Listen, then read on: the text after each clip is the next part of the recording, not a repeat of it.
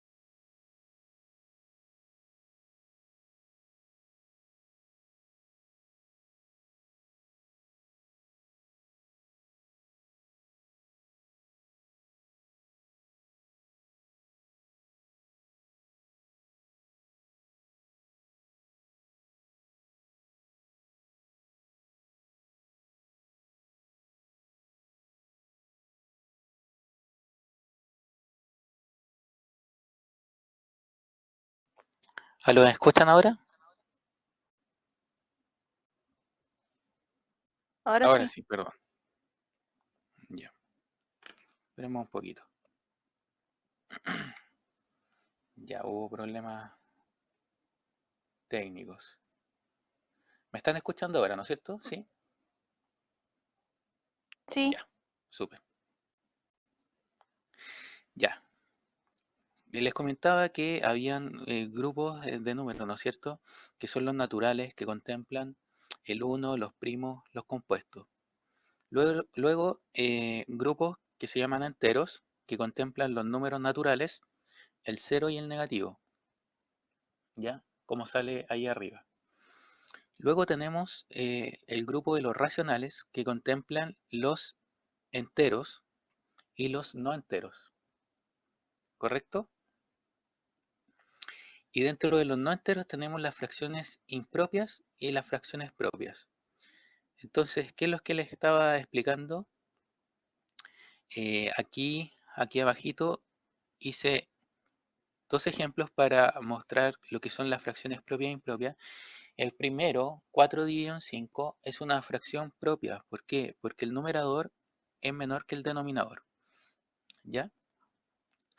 Por otro lado, el 7 dividido en 3 es una fracción impropia porque el numerador es mayor que el denominador. Esa es la única diferencia, ¿correcto? Y finalmente tenemos también una carpeta de, perdón, un grupo de números irracionales, que tenemos los números algebraicos y trascendentes, que son números principalmente que no se pueden eh, escribir, ¿no es cierto?, de forma racional, como son, en el caso de los irracionales algebraicos, un ejemplo sería la raíz de 2, y los irracionales trascendentes, un número pi, ¿ya? Que el número pi es la relación entre el radio y el perímetro de la circunferencia. Eso a modo de introducción de los números. Vamos a la siguiente hoja. Bueno, ¿qué es lo que me gustaría comentarle aquí de los números enteros? Que eh, aquí, por ejemplo, tenemos una resta aquí que dice 5 menos 3, ¿ya? Ese 5 menos 3 nosotros sabemos que es 2. ¿Cómo la representamos en la recta? Porque aquí tenemos la recta, aquí, en donde tenemos el 0 y hacia la izquierda están los números negativos y hacia la derecha los números positivos, ¿ya? Por lo tanto, ¿cómo se representa esta resta en la recta numérica? Partimos desde el 5 y le vamos restando 3 posiciones, ¿no es cierto? 5 menos 3. Entonces sería una posición, 2 posiciones, 3 posiciones. Entonces el resultado me da 2. Esa es la representación de la resta en la recta numérica. Perfecto. De igual forma aquí abajo sale 3 menos 5. 3 menos 5. Y eso es igual a menos 2. ¿Y cómo lo representamos visualmente en esta recta numérica? Bueno, partimos del 3 y vamos corriéndonos hacia la izquierda 5 lugares. 1, 2, 3, 4 y 5. Y llegamos al menos 2. Perfecto. Correcto.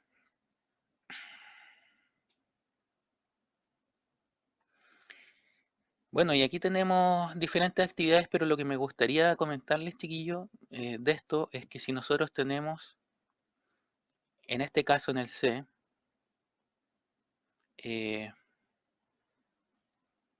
menos 7 menos 2, ese menos 2, ¿ustedes saben a lo que se transforma? Un menos 2 menos 2 es igual, ¿no es cierto?, a un más. Entonces, si nosotros vemos que tenemos menos 2, lo tenemos que transformar a un más. En ese caso, esa resta de dos números que tenemos acá se transformaría en menos 7 más 2. ¿Se entiende? Entonces, cuando tenemos menos es más. ¿Ya? Dentro de los signos de multiplicación, eh, nosotros sabemos que todo número, en primera medida, vamos a representar el número por una letra que va a ser A, negativo. Si este A lo multiplicamos por 0, todo número multiplicado por 0 me va a dar 0. Eso lo tienen que tener claro. Ahora, en el tema de la multiplicación de signos, si yo multiplico dos negativos, menos por menos, ¿no es cierto?, ese resultado es más, es positivo. O sea, si yo multiplico menos 2 por menos 2, es igual a 4 positivo, ¿no es cierto? ¿Se entiende eso, chiquillos? ¿Lo sabían? Que el menos por menos me da más.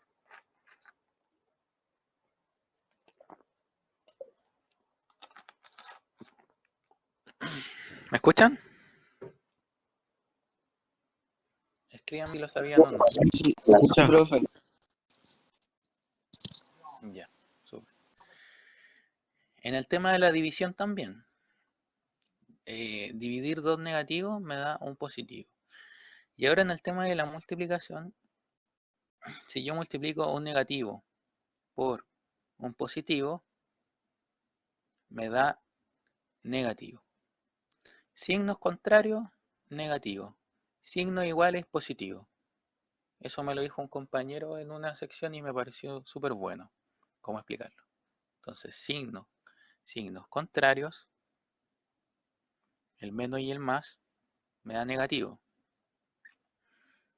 y dos signos, por ejemplo, positivo y positivo, signos iguales, me da positivo, y negativo por negativo es igual positivo. ¿Ya? Eso es lo que se comenta aquí. Correcto. Vamos a la siguiente. Ya. Este tema es súper importante porque habla de la parte decimal, ¿ya? Aquí tenemos representado la parte decimal que es 7,64.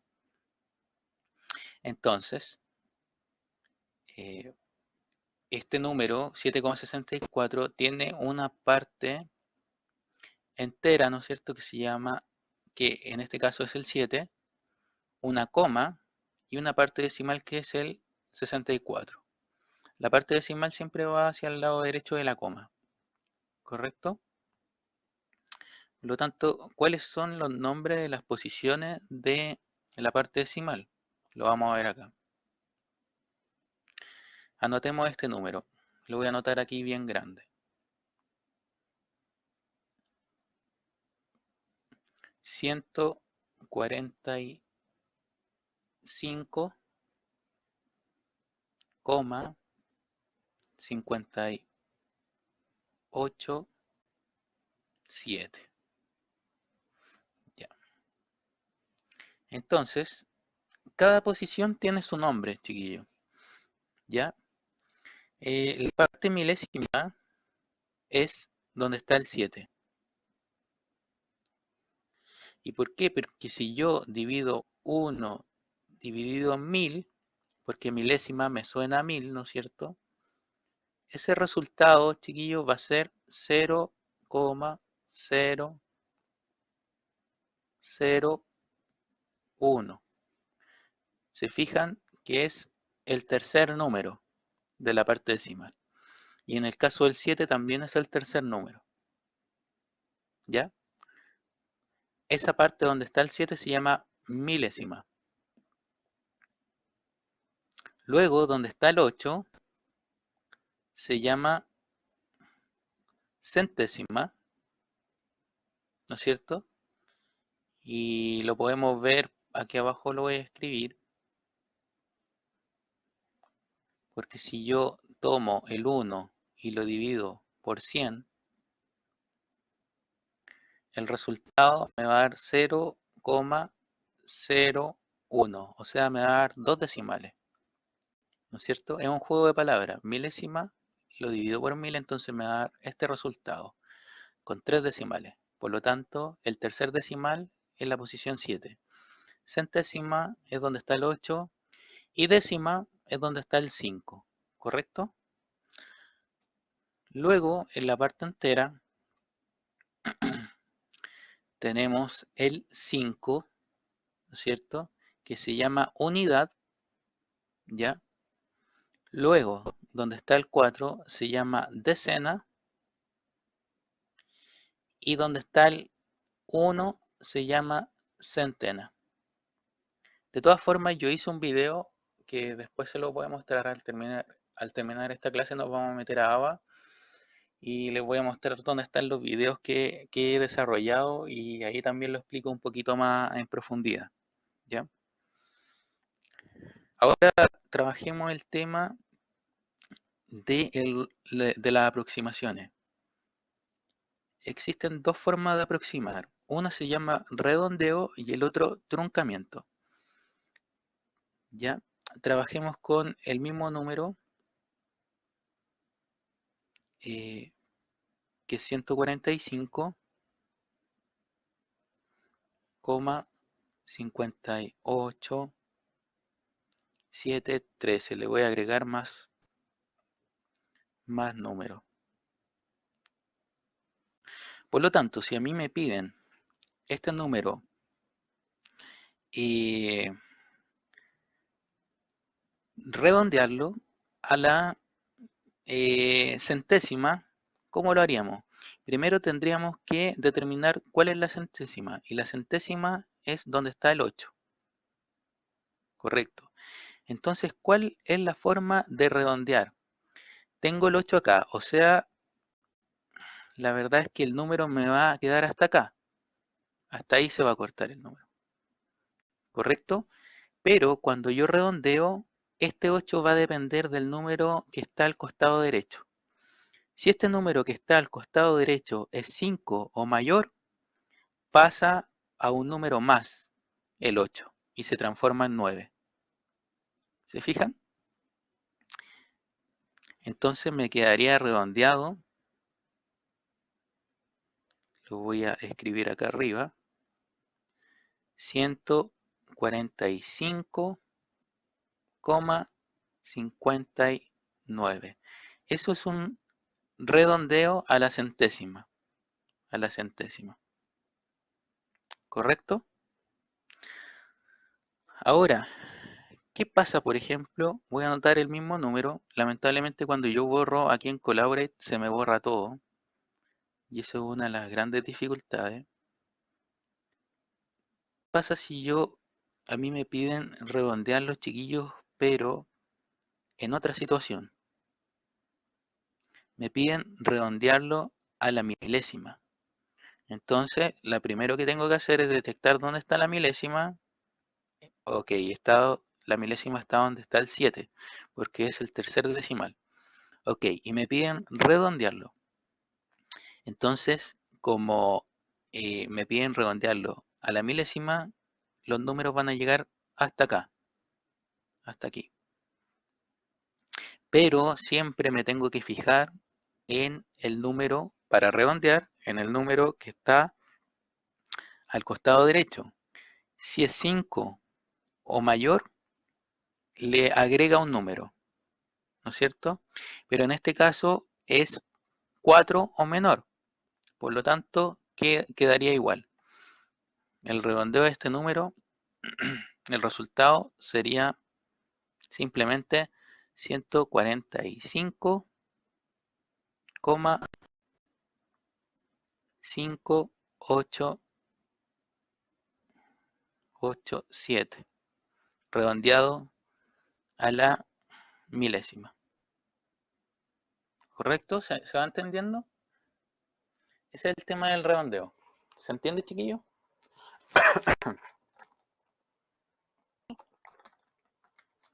Ya.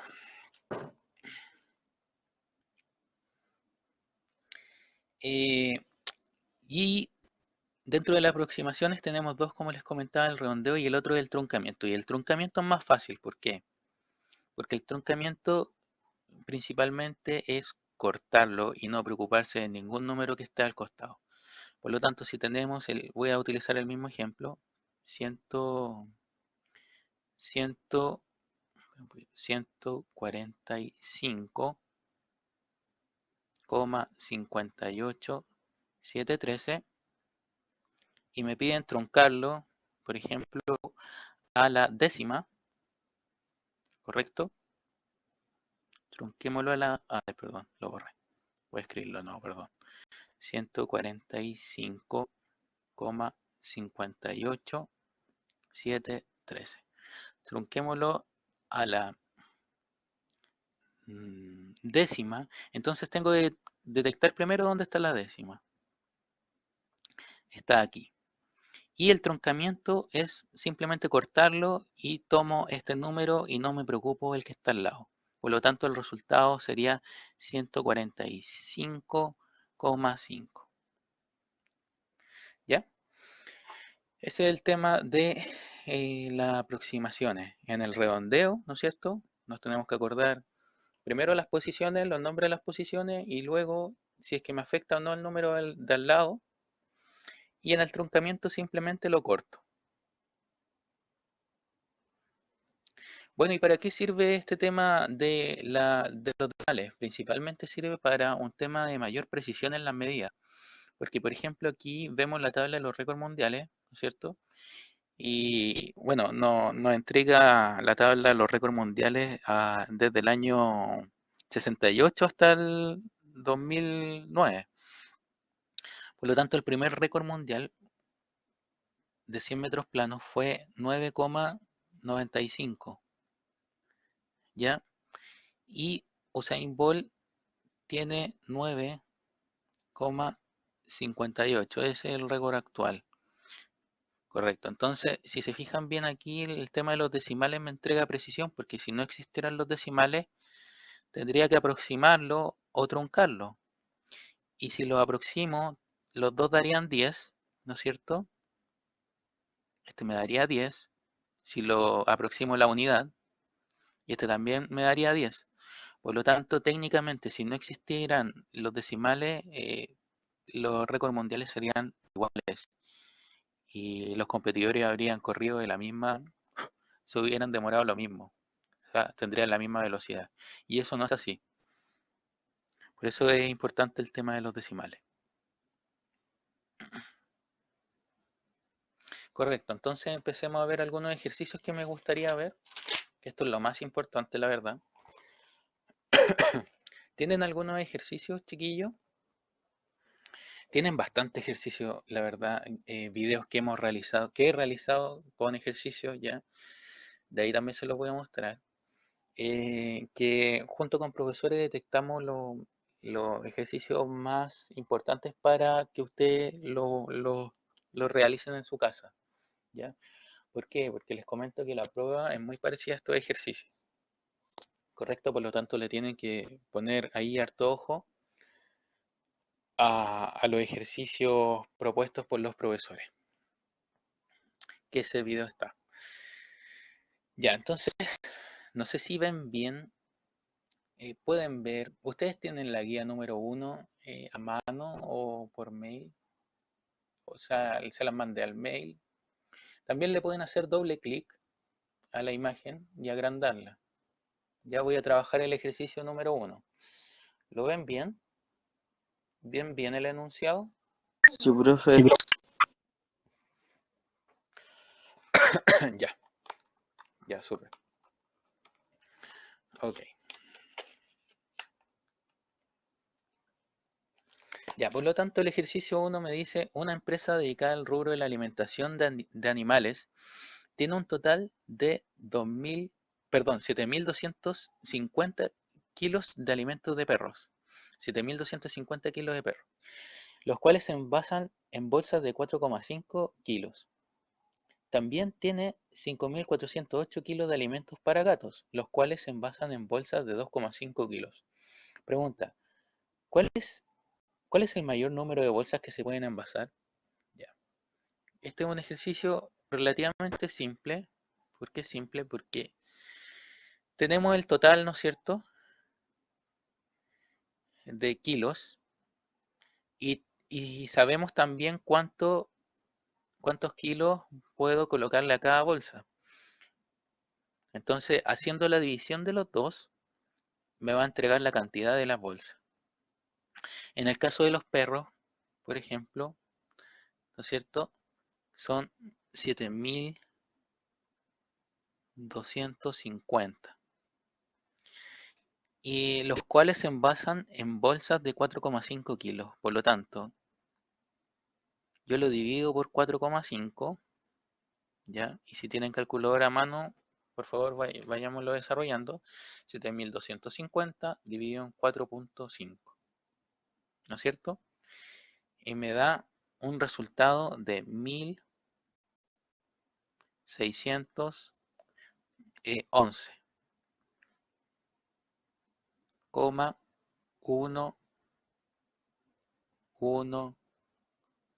bueno, periódico eso, hasta el infinito. Correcto. Entonces, la pregunta, ¿cuál es el número de bolsas que puedo envasar? ¿Se podrá envasar 1.611,111 bolsas? No, ¿no es cierto? Muy bien, Patricio. No se pueden envasar esas bolsas. ¿Por qué? Porque yo voy a poder envasar 1.611 bolsas y me va a sobrar. Por lo tanto, la respuesta no es esta, ¿ya? La respuesta es simplemente truncarlo en este caso, a la unidad. ¿Se fijan? Por eso es importante el tema del truncamiento. Entonces el resultado para los perros sería 1.611 bolsas. ¿Ya? Y en el caso de los gatos, ¿no es cierto? Lo mismo. Tengo 5.408 kilos en total. Sé que cada bolsa puedo colocarle 2,5 kilos, por lo tanto hago esa división, ¿no es cierto? Y esa división me da 5.408 dividido en 2,5, me da un resultado de 2.163,2. Y lo mismo sucede aquí. En este caso hay que truncarlo, ¿ya? Ni siquiera aproximarlo. O sea, si aquí me hubiera dado un 8 y lo quiero aproximar a la unidad, tendría que afectar a este, ¿no es cierto? Y quedaría 4. Pero no es el caso, porque no es un caso real. El caso real es que yo estoy haciendo 2.163 bolsas y me sobra un resto. Y ese resto no lo puedo dejar en otra bolsa, ¿ya? La gente no me lo va a comprar. Por lo tanto, eso queda de resto. En ese sentido, tengo que en este ejercicio truncarlo nuevamente y el resultado serían 2.163 bolsas para gatos. ¿Se entiende?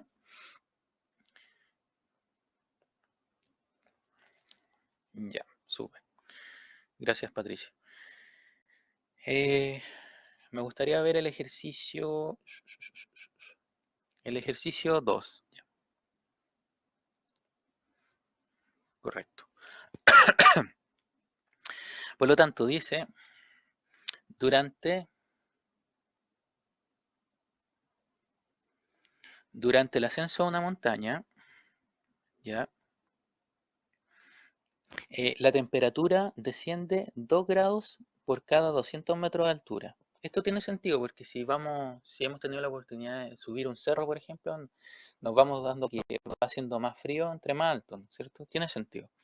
Descendiendo 2 grados cada 200 metros de altura. ¿A qué altura habrá que ascender para alcanzar los menos 15 grados? Si el punto de partida está a una altura de 300 metros y la temperatura es de 5 grados, ¿ya? Entonces, ¿cómo enfrentamos este problema? Primero me gustaría como hacer el dibujito, ¿ya? Aquí tenemos la montaña, ¿no es cierto? Y la temperatura va subiendo 2 grados, ¿no es cierto? Cada 200 metros. 200, ya, ¿no es cierto? Va descendiendo 2 grados cada 200 metros. Por lo tanto, nos piden alcanzar los menos 15 grados. Menos 15 grados. Y yo sé que partí aquí abajito, donde partí yo, fueron 5 grados. 5 grados. ¿Ya? Por lo tanto, ¿tienen alguna idea de enfrentar este problema? Si alguien tiene alguna idea, que habilite su micrófono, levante la mano, habilite su micrófono y me la diga.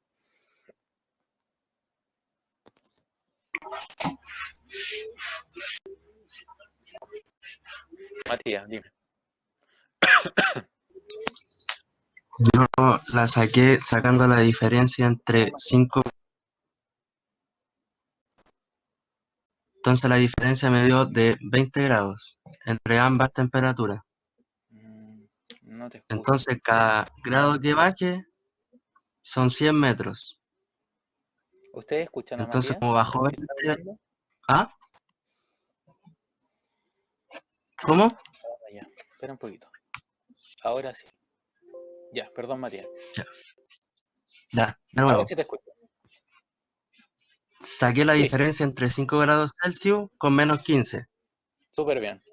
Entonces la diferencia es de 20 grados. Perfecto. Entonces cada 1 grado, o sea, cada 100 Exacto. metros la temperatura baja 1 grado. Exacto. Buena estrategia. Entonces, sí, como son 20, son 200 metros en total, y le sumé los metros que habían al iniciar, que eran 300. Exacto. Entonces me Muy dio bien. 2000. Exacto, muy bien. Excelente. ¿Lo entendieron los demás?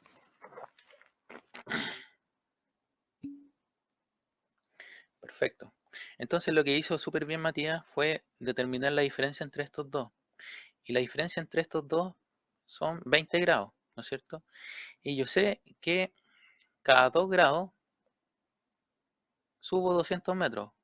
Por lo tanto, también otra forma, la de Matías está súper buena, y de hecho yo creo que mejor que esta, es hacer una regla de 3, ¿no es cierto? En el sentido de que, digo, cada 2 grados la temperatura, perdón, cada 200 metros la temperatura varía 2 grados. ¿Cuántos metros van a pasar para que la temperatura varíe 20 grados?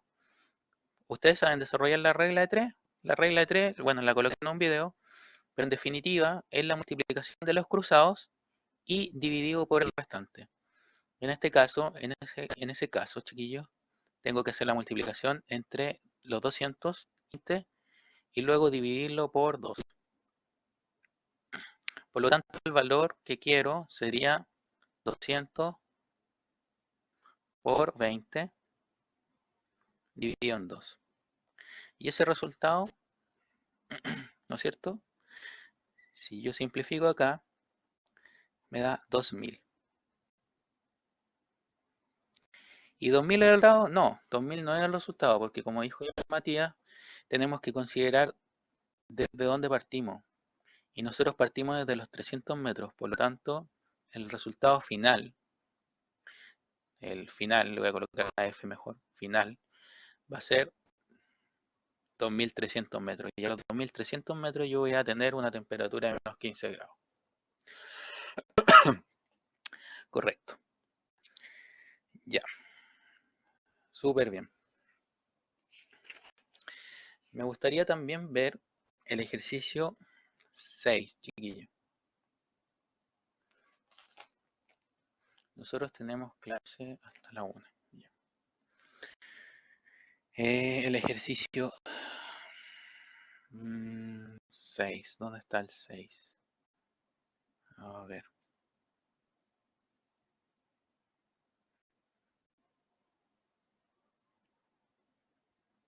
Como que me salta. A ver, un poquito. Ah, no, no, está bien, está bien. Ya, este ejercicio 6. Y este ejercicio 6 me habla de trabajar con áreas, ¿correcto? Por lo tanto, dice, Roberto colocará baldosas en el patio de su casa. Las dimensiones del patio se describen en el siguiente dibujo.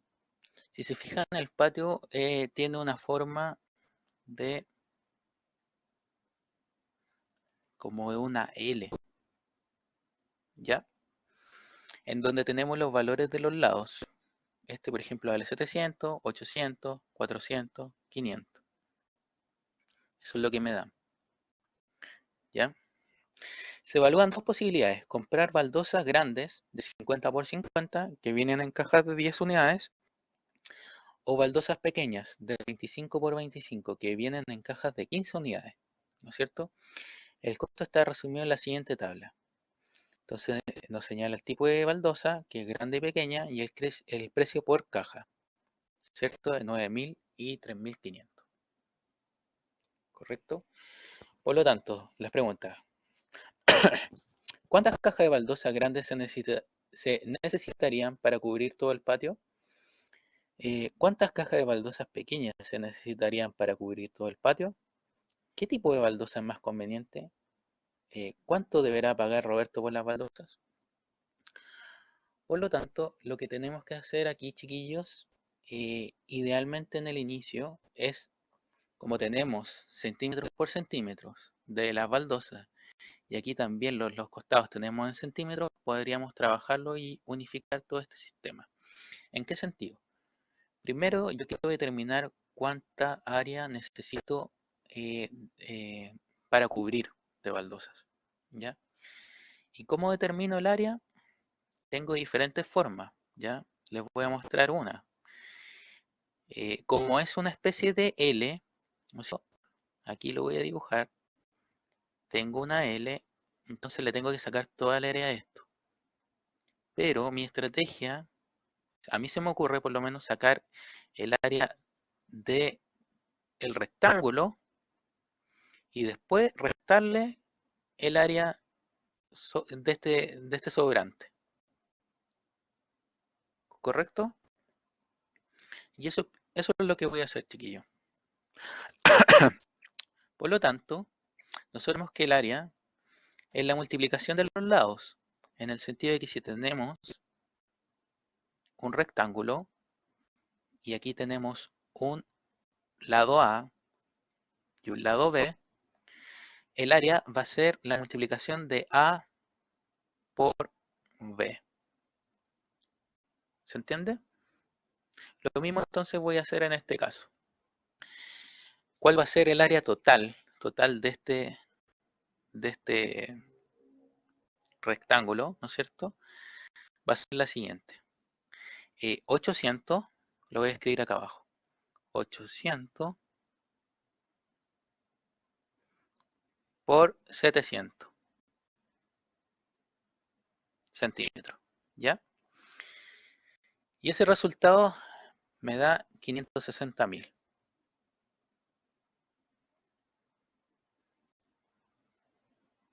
¿ya?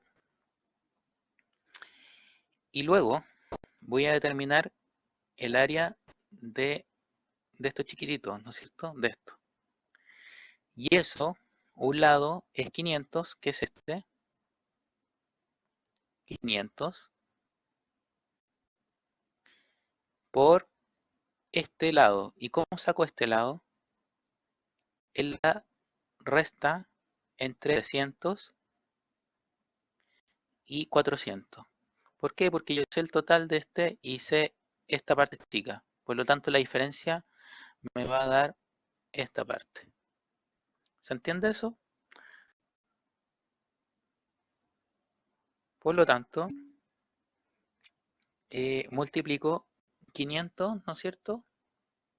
Por, ¿cuánto? 300. Por 300. Y eso me va a dar 50.000. Entonces, finalmente, el área a trabajar sería la resta entre los dos. Lo voy a restar aquí mismo, para aprovechar.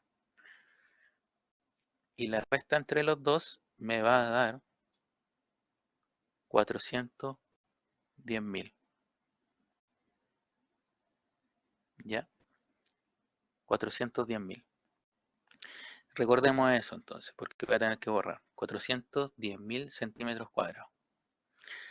Ya, lo voy a anotar acá arriba. Entonces el área que yo busco cubrir son 410.000 centímetros cuadrados. ¿Ya? Por lo tanto, teniendo eso listo, el área a trabajar, tengo que empezar a pensar sobre las baldosas. ¿Por qué? Porque las baldosas grandes, voy a anotarlo como una G, van a ser, son de 50 por 50 centímetros.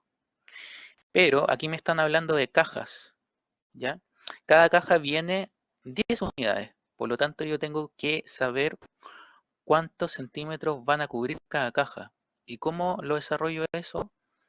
Porque yo sé que las baldosas grandes son 50 por 50 y cada caja viene 10 unidades, por lo tanto lo tengo que multiplicar por 10. ¿Por qué? Porque esto, chiquillo, me simboliza el área de cada baldosa, pero yo sé que vienen 10 baldosas, por eso lo multiplico por 10. Por lo tanto, el resultado de esta multiplicación me va a dar 25.000 centímetros cuadrados, ¿ya? Y con respecto a las chicas, lo mismo. Voy a colocar una C de chica y voy a tener baldosas de 25 por 25 centímetros, ¿no es cierto? Y en cada caja, chiquillo, vienen 15. ¿Se entiende eso?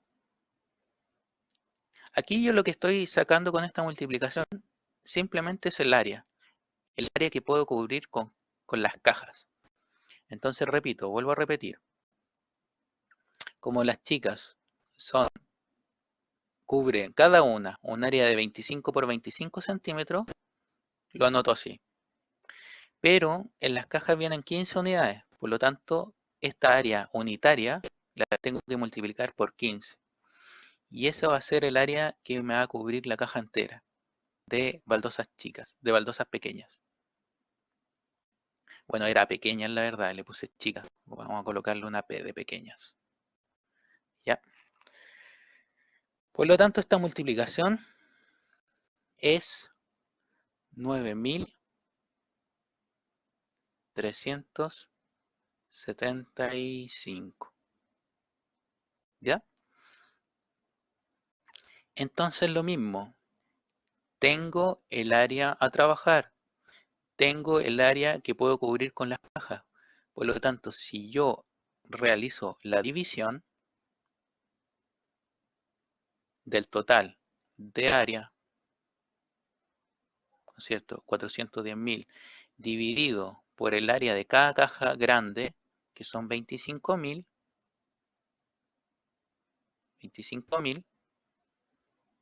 ahí me está fallando un poquito. El resultado va a ser 16,4. ¿Ya? Entonces pongámonos a pensar, chiquillos. Estoy respondiendo a la pregunta A. ¿Cuántas cajas de baldosas grandes se necesitarían para cubrir todo el patio? El resultado me dio que necesito 16,4 cajas de baldosas grandes. ¿Ese es el resultado o es otro? ¿Puedo ir al Home Center Sodimac y comprar 16,4 cajas? 16. Por lo tanto, en este caso, ¿son 16? ¿Están de acuerdo que son 16?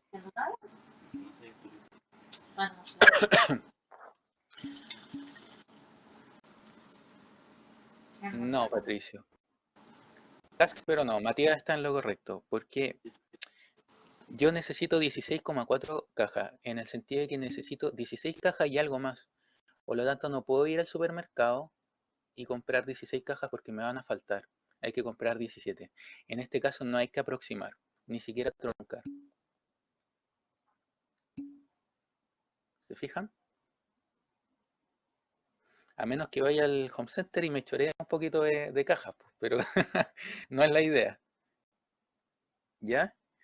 Entonces, si me da que necesito 16,4 cajas, ya necesariamente voy a tener que comprar 17 cajas. Ese es el resultado. Entonces, el resultado para las cajas grandes va a ser 17. 17 cajas y me va a sobrar algo. ¿Correcto? Lamentablemente al borrar, borro todo, pero lo tengo escrito acá al lado. Entonces vamos a trabajar con respecto a las cajas pequeñas ahora. Ya sé que necesito 17 grandes, ahora veamos las pequeñas. Entonces las pequeñas las saco con la división entre 410.000, 410.000, ahí los números están como un poco feos, dividido por el área que me cubría en cada caja pequeña. Y lo tenía anotado por ahí, que era 9.375. Ya, y si yo desarrollo esa división, me da 43,7. O sea, necesito comprar 43,7 cajas. No, necesito comprar 44 cajas. Entonces, ¿cuál sería la respuesta? ¿Cuántas cajas de baldosas pequeñas se necesitarían para cubrir todo el patio? 44 cajas. ¿Se entiende? Sí. Ya. Y pregunta C, ¿qué tipo de baldosa es más conveniente? ¿Cuánto deberá pagar Roberto por las baldosas? Ok, entonces voy a anotar nuevamente mis resultados. De las grandes yo necesito 17 cajas y de las pequeñas yo necesito 44 cajas. Correcto. Ya. Entonces aquí, chiquillos, me están dando el valor de cada caja de baldosas grandes y pequeñas. ¿Ya? Por lo tanto, lo que tengo que hacer es, yo sé que cada caja vale 9.000 y necesito 17 cajas. Por lo tanto, voy a trabajar con las cajas grandes. 17 por 9.000. ¿Ya? Y ese resultado, 17 por 9.000, me da 153.000 pesos. 153.000 pesos. Ya. Y de las cajas pequeñas, tengo 44, necesito 44 y cada caja vale, son más baratas, 3.500. Por lo tanto, multiplico 44 por 3.500 y es 154.000. Entonces analicemos la pregunta. ¿Qué me dice la pregunta? ¿Qué tipo de baldosa más conveniente? Obviamente la más conveniente es la que tenga que pagar menos. Y la que tengo que pagar menos son las baldosas grandes. Esa es la que me conviene porque son 1.000 pesos más baratas. ¿Cuánto deberá pagar Roberto por las baldosas? 153.000 pesos. ¿Mm? Esa sería la respuesta. ¿Se entiende?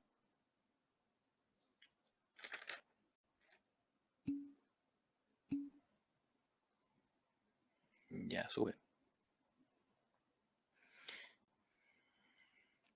Perfecto. Bueno, y aquí, chiquillo, estos son lo que vimos, se llaman problemas de la guía 1, ¿ya? Hice el 1, el 2 y el 6, ¿correcto? Y también tenemos problemas de selección, ¿ya? Veamos algún problema de selección. Me gustaría ver aquí. Veamos el 6, ¿ya? Que este me gustaría verlo porque es un gráfico. No sé si saben leer el gráfico. Este es un histograma, se llama histograma, ya que ¿qué representa el histograma? Por favor, háganle zoom, porque está un poquito chico. Eh, bueno, aquí me representa, en este caso, una distribución de puntaje de PSU matemática. Por lo tanto, esto es de fácil interpretación. ¿Por qué? Porque aquí tengo abajo rangos de puntajes, ¿ya? Que son rangos pequeños. Perfecto. Para poder agrupar a los estudiantes. ¿En qué sentido? Analicemos el primero, el primer rango. Dice 313 a 364, ¿no es cierto? ¿Alcanzan a ver aquí? Donde voy a hacer una marquita. Ya. Entonces, ¿qué quiere decir esto, chiquillos? Que dos estudiantes, porque tiene un 2 encima, dos estudiantes sacaron entre 313 puntos y 364 en la PSU. Así se lee, ¿correcto? Si vemos al lado, dice el rango 364 a 415. Eso significa que 12 estudiantes tuvieron un puntaje entre sobre 364 y hasta 415 puntos. Perfecto. Se fijan el límite superior que se llama del primer rango, que es 364, y el límite inferior del siguiente, que parte en 364, es el mismo número. Entonces ustedes se preguntarán, chuta, si un profesor, un estudiante saca 364, ¿en qué categoría queda? En la primera categoría, ¿ya?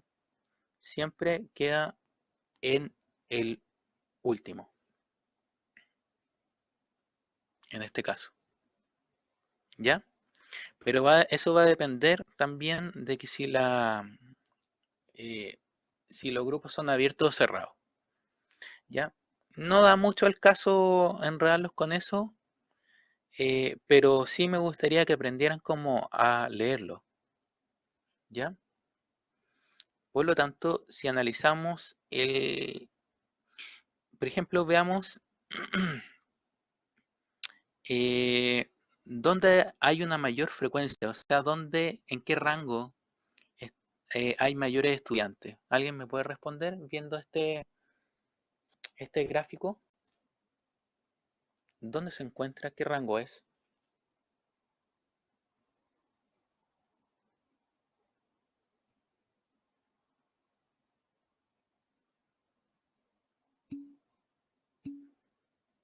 Súper bien, muy bien. Porque visualmente se ve en la columna que es mayor, ¿no es cierto? Y también tenemos el tema del número que me indica, que me ayuda. Súper bien, chiquillo. Este 79 es mayor, ¿no es cierto?, que cualquier otro número acá. Y bueno, en el eje Y, ¿qué vemos? Número de estudiantes, me dice. ¿Y por qué? Porque si yo lo proyecto, este 79 hacia el eje Y, ¿no es cierto? Lo voy a colocar con otro color. Si yo lo proyecto, más o menos, o sea, me tendría que chocar aquí en el número 79 del eje Y, ¿ya? Pero tengo una ayudita de que ya me muestra el número, que es 79. ¿Correcto? Entonces, en el eje X tengo los rangos de puntaje, este es el eje X, y el eje Y tengo los números de estudiantes. Entonces, analicemos las preguntas, chiquillos. Bueno, voy a leer el enunciado. El siguiente gráfico muestra la distribución de puntajes obtenidos por los alumnos de un determinado colegio. Correcto. Ya lo supimos analizar. Ya, pregunta A. ¿En qué rango se encuentran los 18 mejores puntajes? ¿Alguien lo sabe? Porque analicemos dónde están los mejores. Voy a borrar. ¿Dónde están los mejores? ¿Dónde está el mejor rango de puntaje? El mejor es este, el último, ¿no es cierto? 721 a 772. Entonces, ¿en qué rango se encuentran los 18 mejores puntajes? 670, 772. Excelente, Matías. Súper bien. Exactamente, esa es la respuesta. ¿Entienden los demás? ¿Por qué? Porque Matías, como bien lo vio, como me dicen en qué rango se encuentran los 18 mejores puntajes, tengo que determinar 18 alumnos. Voy partiendo de atrás para adelante, porque de atrás para adelante es donde tengo el mayor puntaje. Aquí tengo 4 y aquí tengo 14. Por lo tanto, la suma de los dos me da 18. ¿Ya? Entonces, entre este rango, como lo hizo Matías, unió los dos y me dijo que es el rango 760, que está sumamente correcto, a 772. Ese es el rango de los 18 mejores puntajes. ¿Entienden los demás, chiquillos? Súper. es importante que Sí, profe. aprendamos, ya, importante que aprendamos cómo a leer el tema de esta distribución. Ya. Pregunta B, ¿cuántos alumnos del colegio rindieron la PSU este año? ¿Alguien sabe cómo determinar eso? ¿Cuántos alumnos del colegio rindieron la PSU este año?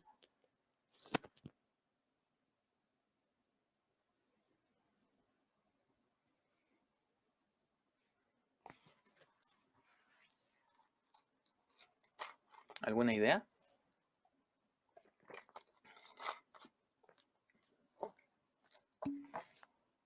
300, súper bien, María. ¿Y le puedes explicar a tus compañeros por qué 300? Por favor. ¿Se escucha? Sí, se escucha. Porque en cada rango de puntaje salen los alumnos que sacaron el puntaje que está en cada barrita. Entonces sumé todos los alumnos que están arribita de cada barra y me dio 300. Exactamente. Muchas gracias, Matías. Súper bien. Entonces lo que hizo Matías fue sumar, ¿no es cierto?, todos los alumnos. ¿Por qué? Porque en el primer rango tengo 2, después en el segundo 12, después 33, después 53, 79, 69, 34, 14 y 4. Si yo los sumo todos, me da 300. ¿No es cierto? Entonces, ¿cuántos alumnos del colegio rindieron la PSU este año? El resultado son 300. Y finalmente, veamos la última pregunta. Dice, ¿qué porcentaje de alumnos obtuvo sobre 760 puntos?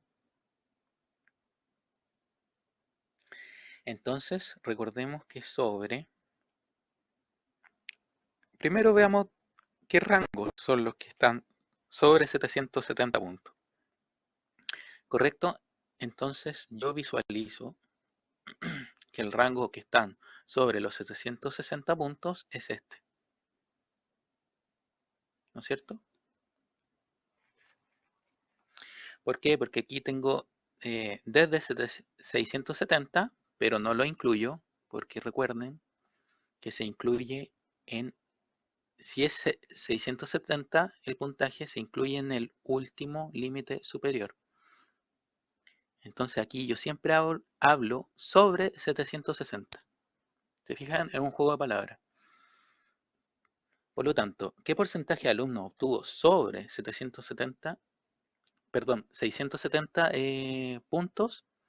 Son 18 alumnos, que son los 14 de aquí, ¿cierto? Lo voy a escribir, o sea, rayar, y los 4. Exactamente, el 6%, Patricia, muy bien. ¿Y cómo saco ese porcentaje? Yo, en definitiva, hay diferentes formas de sacar el porcentaje con la calculadora. A mí yo no me complico y me gusta hacerlo por una división, ¿no es cierto? ¿Y qué es lo que divido? Bueno, divido un poquito. Tengo 18, ¿no es cierto? Que es lo que quiero saber qué porcentaje es, y lo divido por el total, que son 300. ¿Ya? Y ese resultado, esperamos un poquito, la división de esos dos, 18 dividido en 300, me da 0, me da igual a 0,06. Pero este resultado lo tengo que multiplicar por 100, ¿no es cierto? Para sacar el porcentaje. Entonces, si lo multiplico por 100, me da 6. ¿6 qué? ¿Peras manzanas? No, 6%. ¿Ya? Repito, nuevamente. ¿Cómo saco el porcentaje? En este caso, de 18, ¿qué porcentaje corresponde de la totalidad? Hago simplemente 18 dividido en 300 y por 100. Por 100. Y ese resultado está en porcentaje, que me da 6%. ¿Se entiende?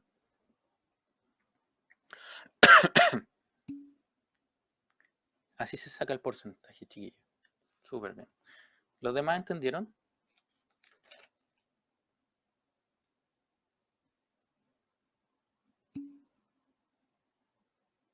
Ya, perfecto.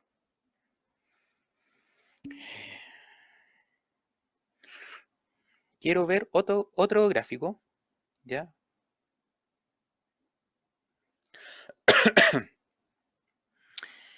Pregunta 12. Dice, el gráfico de la figura 1.2, ¿ya? Muestra 6 calificaciones obtenidas por 3 amigos. Y si se fijan bien, los amigos son Camilo, que es en verde, ¿ya? Camilo, que aquí está. Andrea, que es en amarillo o naranjo parece. Y Francisco, que está como en un tono azulado. Ya. Y aquí me representa, ¿no es cierto?, 6 notas, porque aquí tengo las notas, aquí, hacia la derecha. Entonces, ¿cómo leemos esto, chiquillos? En la nota 1, o podríamos decir en la prueba 1, nota 1, aquí están todas las calificaciones, acá. ¿Ya? ¿Y qué calificaciones fueron? Como están por colores, podría yo decir que Andrea obtuvo un 3,7, Camilo un 3,1, Francisco un 2,1. ¿Se entiende? Así se lee. En la segunda calificación, o en la segunda nota más bien, que es esta, ¿qué dice? Andrea se sacó un 5,6, Camilo un 3,6 y Francisco un 2,1. Perfecto. De igual forma, la tercera nota. Aquí a Camilo le fue mejor, ¿no es cierto? Porque el verde está más alto. ¿Lo visualizan? El verde tiene un 5,3, el que es Camilo, el naranjo que es Andrea un 4,7 y Francisco un 3,1. ¿Ya? Y así sucesivamente. ¿Se entiende cómo se lee esto?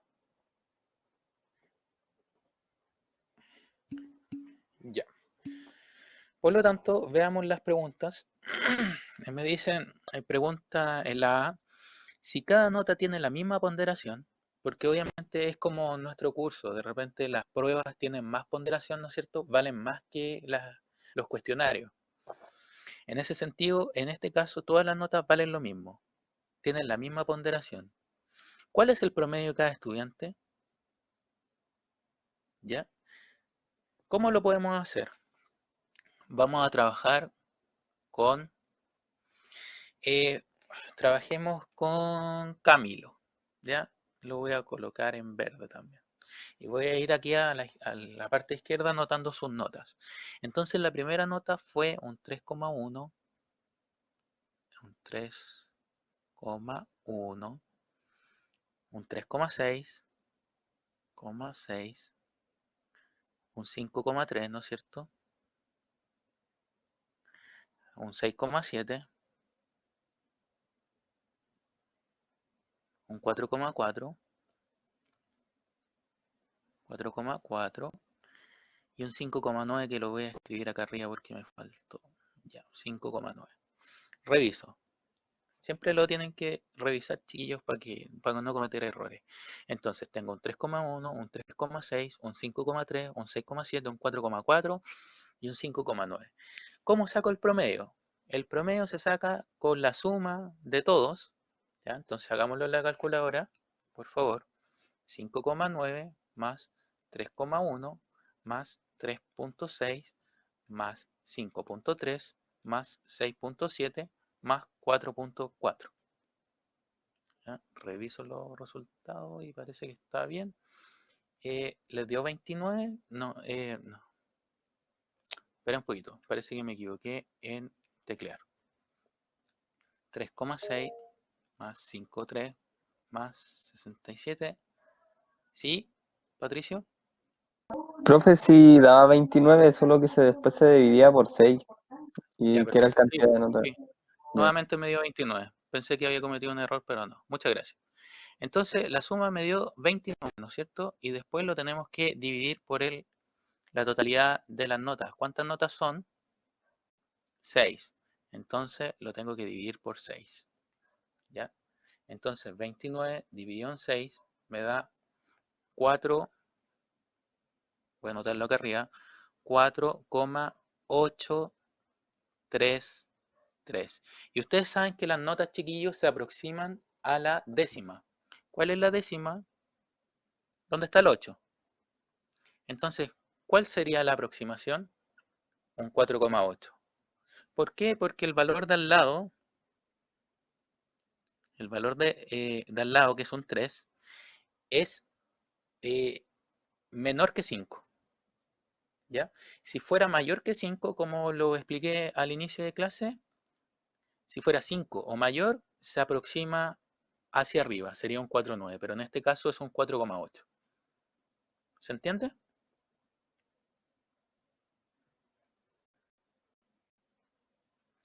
¿Entendieron cómo sacar el promedio? Sumo todos y lo divido por la cantidad total. Correcto. Por lo tanto, yo tengo anotado aquí, ya hice este ejercicio, y después ustedes lo van a realizar, pero para avanzar un poquito más rápido, que el promedio de Camilo, ¿no es cierto? Que lo trabajamos acá, colocar una C, es un 4,8. 4,8. ¿Ya? Andrea a mí me dio un 4,9 de promedio. ¿Ya? Desarrollando la misma. Súper, ahí Patricio lo sacó todo. Y, y bueno, porque así lo puedo comparar con mis resultados. Y Felipe, como dice Patricio, un 2,9. Muy bien, Patricio. Ya. Entonces, ¿cuál es el promedio de cada, ojo, de cada estudiante? Estos son los promedios. Camilo un 4,8, Andrea un 4,9 y Francisco un 2,9. ¿En cuál de las 6 evaluaciones el resultado fue el mejor? Entonces aquí tengo que sacar también promedio, pero de cada evaluación, en el sentido de sacar este promedio, este promedio, este promedio, y determinar en qué prueba a los chiquillos les fue mejor. ¿Ya? Visualmente, porque a mí me ayuda mucho el tema visual, está en la pelea entre la nota 4, no sé si ustedes comparten mi visión, la nota 4 y la nota 5. ¿Por qué? Porque se ve que las líneas están más altas que el resto.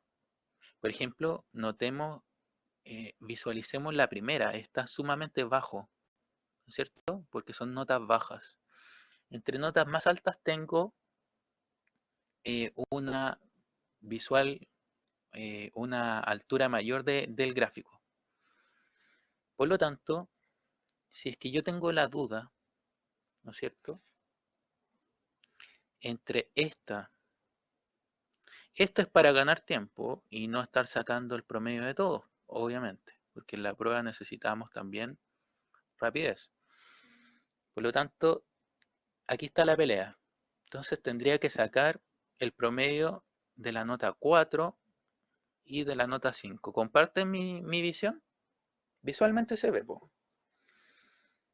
Porque imagínense, en la nota 4, súper bien Matías,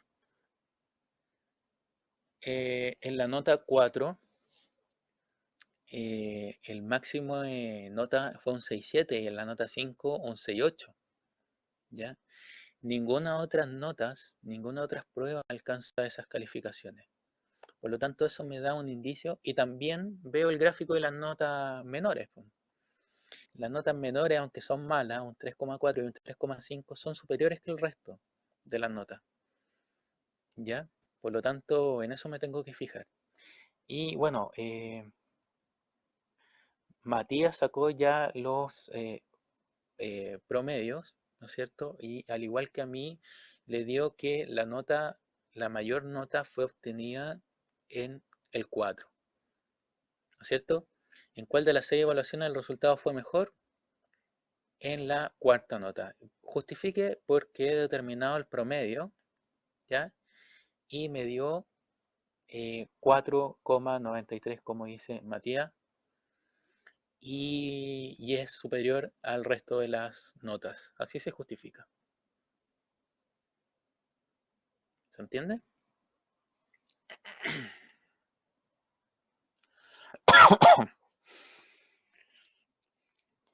¿Se entendió, chiquillo? Esos son los ejercicios que me gustaría eh, haberle explicado. Y tienen un montón de ejercicios explicados de la misma forma, exactamente de la misma forma en los videos, ¿ya? Para que lo complementen. Y ojalá, por favor, les pido complementarlos porque estamos atrasados, ¿ya? Pero traté de ponernos un poquito al día, pero debemos estudiar. ¿Correcto? Entonces, me gustaría hablarles, voy a colocar la cámara nuevamente, compartir video. Ya bueno, yo hice un video con respecto a las adaptaciones académicas de la clase de nivelación matemática, ¿ya? Y las adaptaciones académicas, chiquillos, va basado principalmente en la flexibilidad. ¿Por qué? Porque como lo estamos viendo ahora, bueno, muchos compañeros están descontentos. O sea, nosotros somos varios en este curso, de ahí voy a buscar cuántos somos, eh, pero solamente somos conectados 9, ¿ya? Y eso simboliza un descontento que lo entiendo, ¿ya? Lo entiendo, obviamente lo entiendo, porque las condiciones son difíciles. Estamos tratando de hacer como departamento de matemática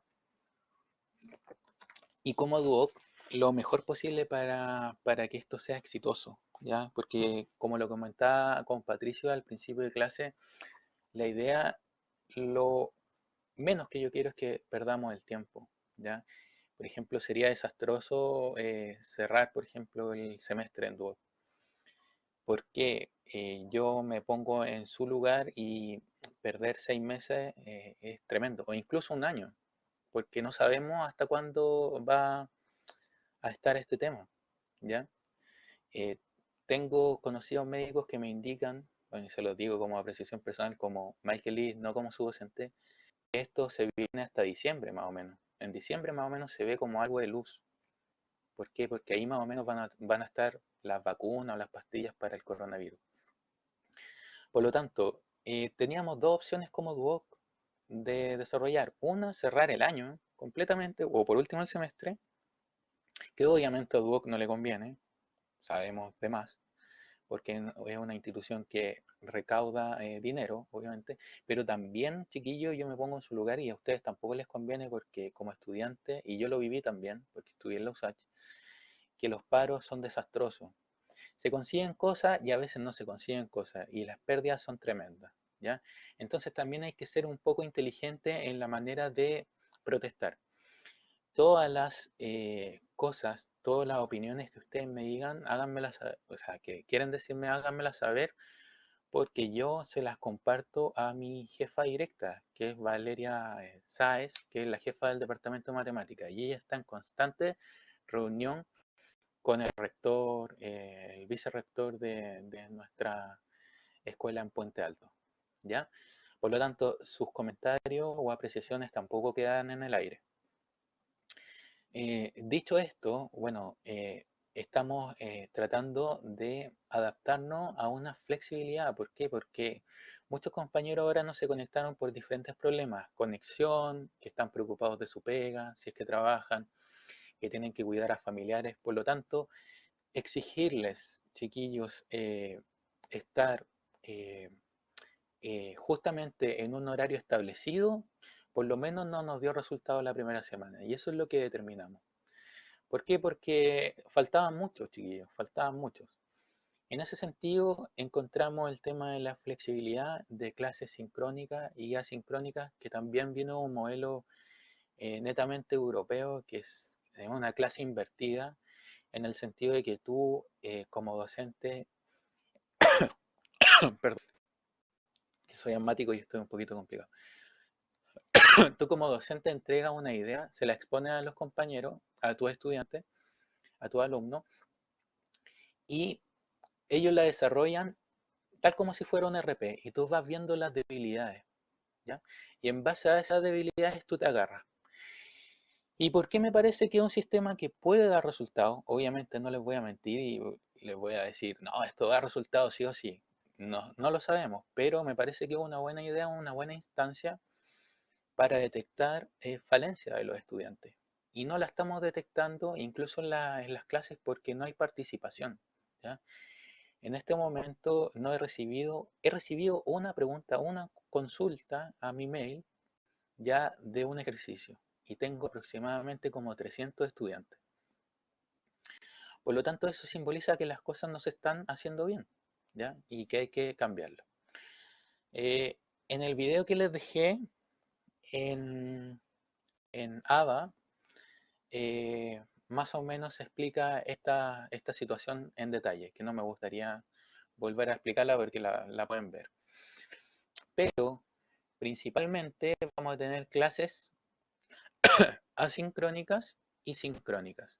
Asincrónicas no son en vivo y por lo tanto tampoco vamos a solicitar, no vamos a pasar asistencia, pero sí vamos a requerir la participación del foro, ¿ya? Y en las clases sincrónicas va a ser en vivo. ¿Cuándo vamos a tener las clases asincrónicas? Los días lunes. ¿Y cuándo vamos a tener las clases sincrónicas? Los días jueves. Pero voy a hacer una excepción para la próxima semana porque esto lo tengo que implementar la próxima semana, pero con ustedes no lo voy a implementar automáticamente. ¿Por qué? Porque estamos un poco atrasados. Por lo tanto, el lunes siguiente vamos a hacer una clase, vamos a desarrollar una clase eh, con normalidad con respecto a la guía 1 y también a la guía 2, que la tengo que avanzar. Y luego en el jueves voy a hacer una clase sincrónica de la guía 2 netamente, ¿ya?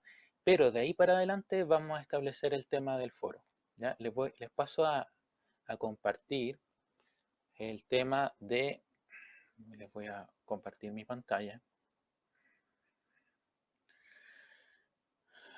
Compartir pantalla. Ya. ¿Están viendo mi pantalla? Sí, la están viendo.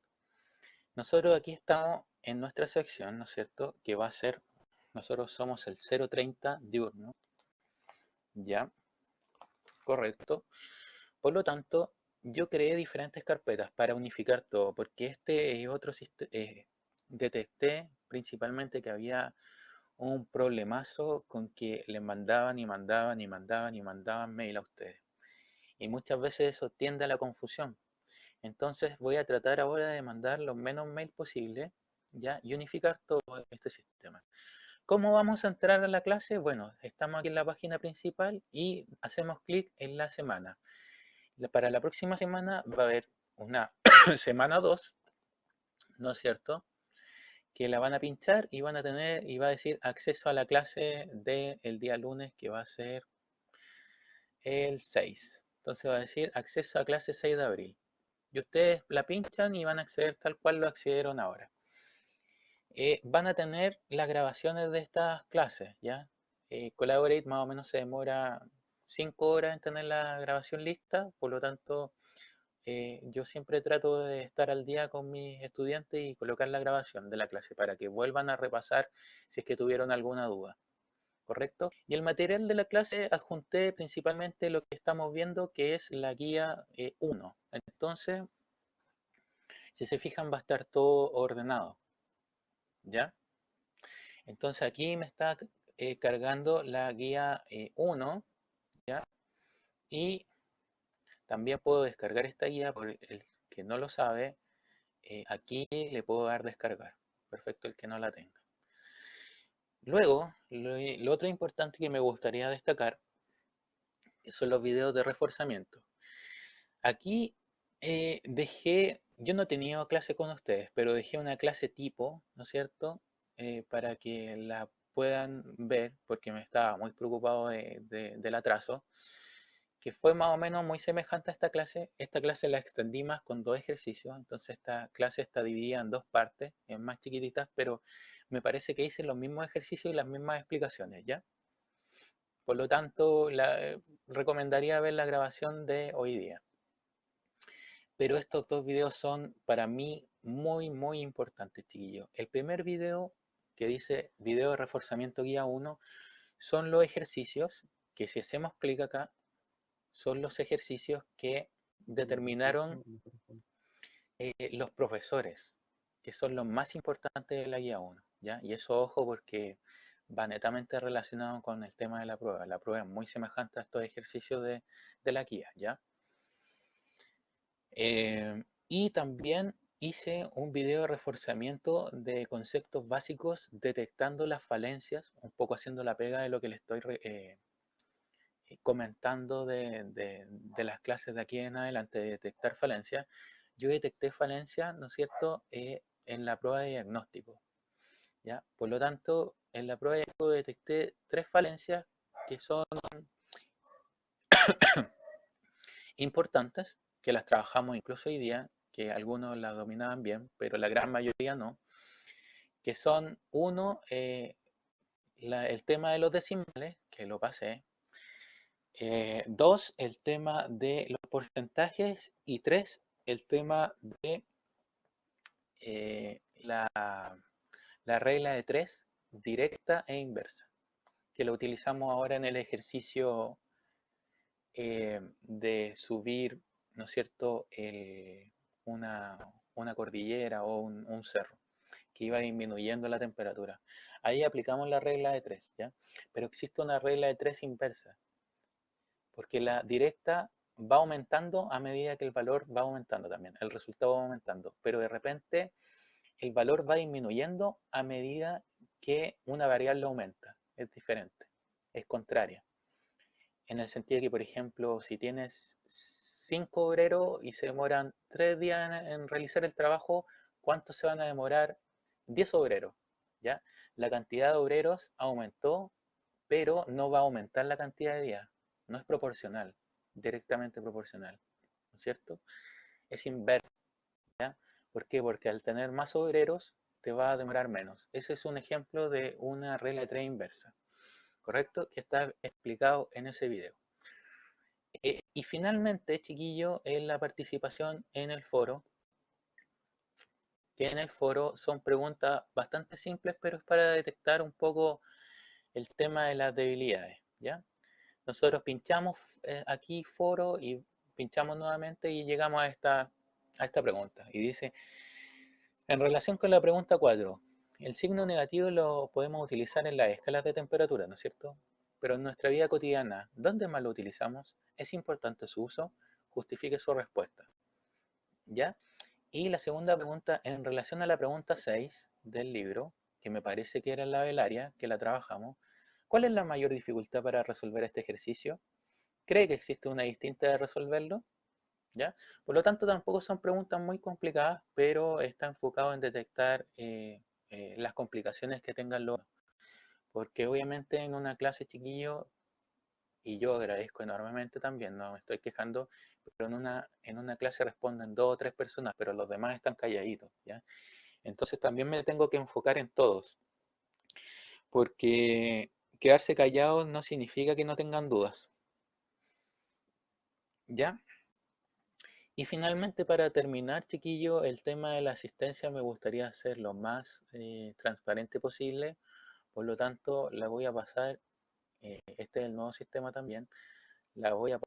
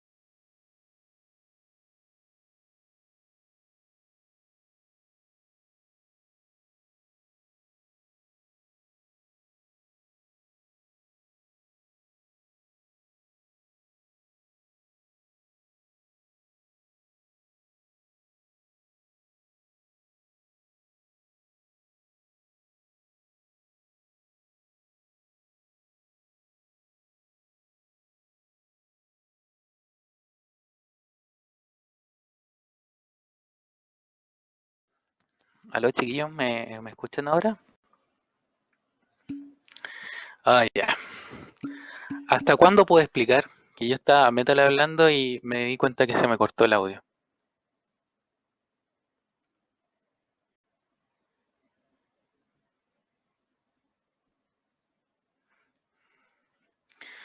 Bueno, lo que le estaba señalando era que... no me acuerdo. Ya. Lo que le estaba señalando era que, bueno, tenían todos los videos en su AVA, ya, de forma ordenada. Eso no sé si lo alcanza a explicar. O sea, si lo escucharon. Ya. Tienen todo en su AVA y por favor revisen esos videos, la participación del foro también. Y el acceso a la siguiente clase va a ser también de la misma forma que lo desarrollamos, ¿ya? Estaba pasando la asistencia y me estaba guiando por los asistentes que tengo actualmente, ¿ya? Por lo tanto, tengo a Pía Farías, Carlos Galás, Julián Gómez, o Julián Gómez, Patricio Liberón, Matías Rojas, Aníbal Román como presente. ¿Alguien falta? Cherres, Benjamín Cherres también y Cristóbal Astudillo. ¿Alguien falta también para colocarlo presente?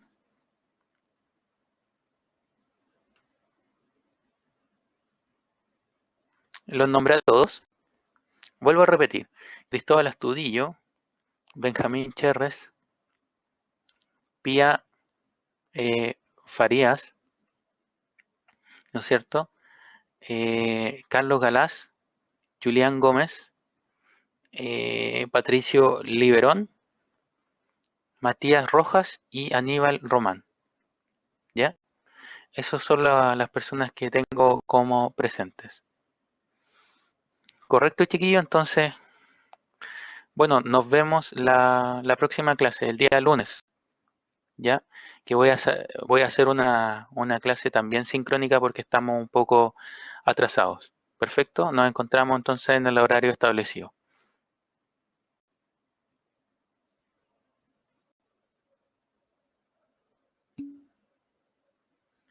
Ya, que estén muy bien, un gran abrazo a todos. El video lo van a tener en un tiempo más. Dentro del día me parece que lo voy a dejar, ¿ya? En la carpeta de Lava, ¿no es cierto? En la semana número 1 va a estar la grabación de ahora. Que estén muy bien y por favor vean, sí, y por favor vean los videos, ya que son súper importantes. Adiós.